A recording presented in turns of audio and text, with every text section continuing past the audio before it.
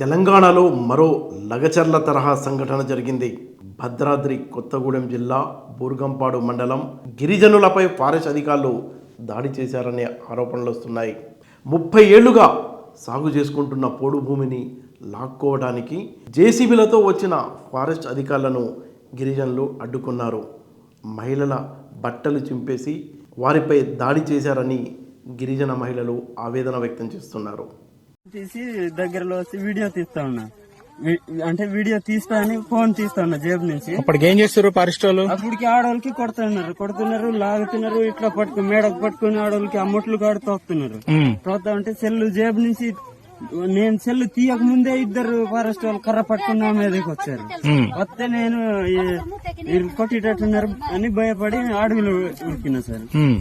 తుపాలకి వెళ్ళి ఉరికేసి ఫోన్ లాక్కున్నారు అందరి. అసలు ఎవరికి వీడియో తీయట్లేదు. మా ప్రూఫ్ లేకుండా చేశారు సార్. ప్రూఫ్ లేకుండా చేసి మగవాళ్ళకి ఒక్కరికి కూడా రానియకుండా చేసి ఆడని మొత్తం కొట్టారు.